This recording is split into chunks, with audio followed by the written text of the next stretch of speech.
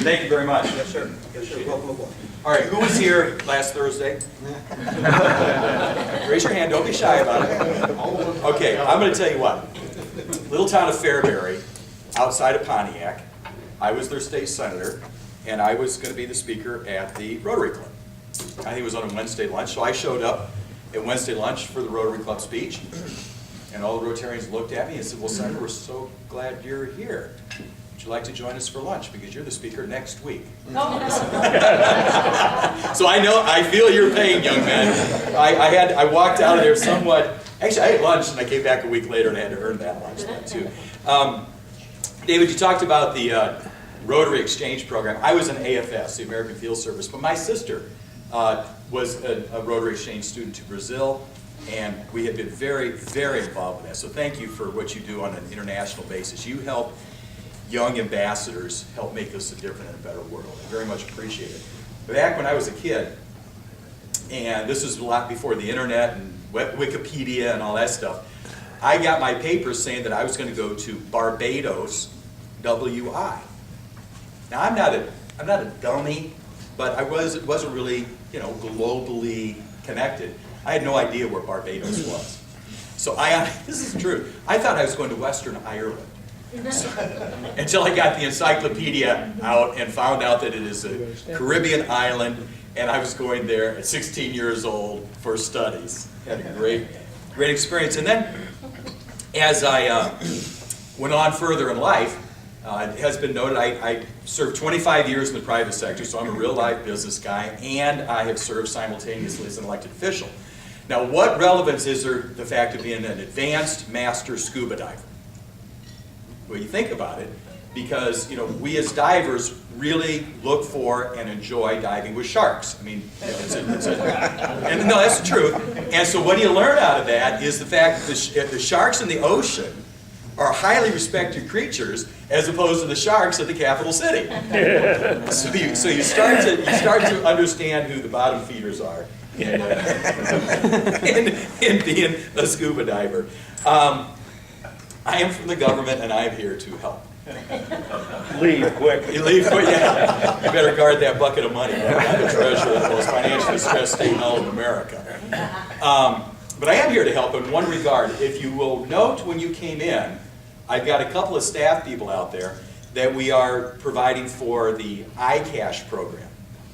So, has anyone in here not checked their name yet? Please do, please do.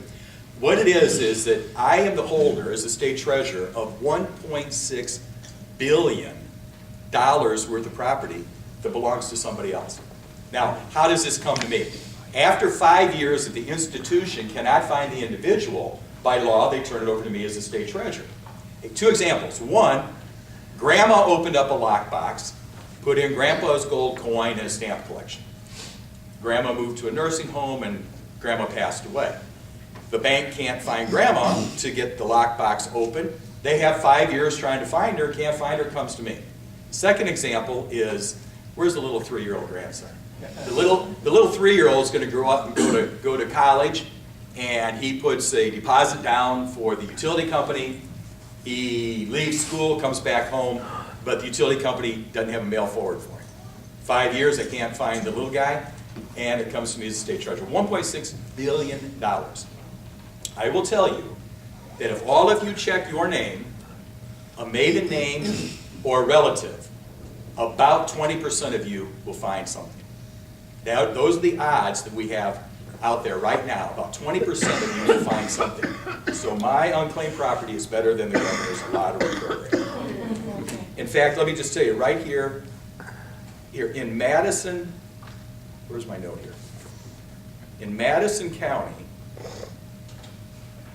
there it is. In Madison County, with Madison County addresses, I am holding $21 million worth. Think about that. And if you're over in St. Clair, I'm holding $22 million worth. So our staff is out there. Please take advantage of it. We made it open to the public, so we've had quite a few folks checking that out already. Let me, I want to open for questions, but I am a real life businessman. And when I got elected to be the treasurer of Illinois, I knew what I was getting myself into. I probably know the dark underside of this belly of the beast better than most. And Illinois, let me be real blunt, is a great state. It's a phenomenal state. Good transportation, good education facilities, some good sports team, good art, entertainment, recreation, I mean, all of the things that Illinois is great about, but we are the bottom of the list. And the reason we're the bottom of the list, literally, is because of the type of leadership I've seen here in our government. And it's not just donkeys or elephants. It's a combination of a mess of both donkeys and elephants. When I just saw in KMOX that United Van Lines did their study, did you see that one? Okay, so you saw what I was talking about, Eric. In that 61% of their moves were out of Illinois, and 39% were into Illinois. Highest percentage out to in the nation. When Moody's, which is a bond rating house, and let me real quickly, Moody's, Standard & Poor's, and Fitch rate bonds for sovereign governments, similar to a credit rating for individuals when they go bank, and have Illinois 50 of 50. When our unfunded liability in our public pensions is the highest in the nation, worse than California. When our unemployment rate is the highest in the Midwest, and you add all that together and you say, what in the world is going on here? And I'm not a pessimist, so this isn't a downer speech. This is laying it out like it really is, and then what's the solution? There was put into place the largest income tax increase in the history of the state of Illinois 2 years ago. 67% income tax increase. And during that debate, it was advocated to raise the income tax to pay for the outstanding bills. Squabble, is it $6.5 billion or $8 billion? It varies, but it's multi-billions of dollars of outstanding bills to pharmacies and nursing homes, to schools, local communities. I mean, not one dime of that went to pay down those bills. You know where that money went? And this is the problem. The money went to pay for the increased payments necessary for the public pensions. So the amount of money that was increased out of your purses and your wallets went to pay for the increase in pension payments. Did not do a thing for roads, which we were talking about there a little bit ago. Didn't do anything for airports. Didn't do anything for schools or public safety. It went to pensions. And the majority of this income tax increase is due to expire in 2015. Now, how many in this room think that's going to happen? Okay? And the issue has got to be addressed. I have been saying this now for just about the 2 years I've been in office. It is a tough thing to talk about. Some people don't like it. And it's not popular by some. But we must substantively and fairly address the public pension issue for teachers, state employees, General Assembly, judiciary, and university employees. Because the amount of increase has grown so exponentially that it literally is sucking away all of the money that could or should go to other programs. Now, my position is a covenant is a deal. If you're retired, what you have in is yours. No change. If you're in the system, what you have vested is yours. But it's the rest of the time in the system that needs to be addressed. That is the problem. Every Rotary speech, and Kiwanis, I know they're kind of like his step cousins to y'all, but and every place I can, I highlight how important this is. And I understand that you have got, what's more important right now is the little 3-year-old getting his nap, and that you've got the apple juice in the fridge, and that the kids are going to show up to school on time, and the kids are going to be safe at school at time. You know, there's other things in our lives individually. They're much, much more important than to sit back in anguish about the state public pension systems. But here's what's happening. If we don't address that, if we don't substantively address that, everyone in this room that wants to see more funding for our school systems, not going there. Anyone in this room have family, friends, or relatives and have developmental disabilities, a mental illness, substance abuse? Anybody concerned maybe about where we are in public safety and shootings in schools? There is not one dime of resource available to help those programs because it is all being constitutionally required, sucked away to pay for public pensions.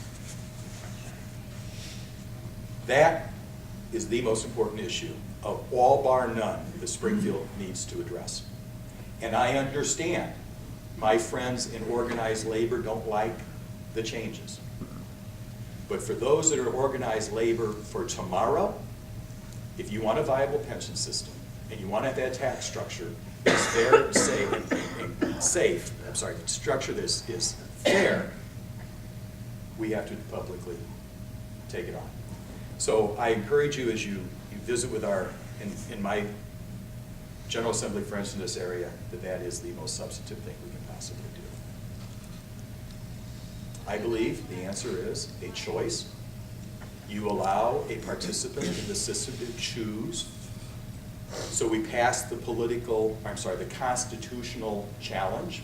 You choose. You want to stay in the same defined benefit? By the way, you know what defined benefit means? It means your benefit is defined. You will get this as defined. Who had those? United Airlines had that defined benefit program. You know what they did? They went bankrupt. Another one, American Airlines had a defined benefit. You know what they did? They went bankrupt. Caterpillar Tractor had a defined benefit. You know what they did? They changed. They changed to allow a choice for their employees. And today, Caterpillar Tractor is a viable, sustainable, good American Illinois company. My contention is you have a choice. You want to stay within the defined benefit program you have now? Pay a higher premium. You want a different defined benefit program? Different premium. Or you do what 99% of Americans do. You have a contribution program, similar to a 401k. So I have a service master, and you choose from that, and then you add these other portions to it. We can put this thing back together. My contention, my belief is, it's not going to happen during this lame duck session. I think we're going to be having the General Assembly doing many other things that they think are more important. And then we're going to get ourselves the new General Assembly sworn in on Wednesday. And the threat or concern of a bond rating lowering, I have now learned that that's not enough. A bond rating lowering, in simplest of terms, mean when Illinois does go in the market to borrow money for brick and mortar projects, for roads or school construction, it costs us more in interest because of our bond rating. But what I've learned is the General Assembly doesn't find that as a pressure point enough, because you know what? If you have your bond for 25 or 30 years, it's more interest. Guess what? It's the payments over the next 25 or 30 years, so this little kid will be 33 years old by the time that bond is paid off, and we're going to be paying that much more in interest to get to that point. So it's going to have to come from, I think, the political pressure out here in the real world. Illinois is a good place, and we can turn ourselves around, but it's going to take some real tough love in Springfield right now.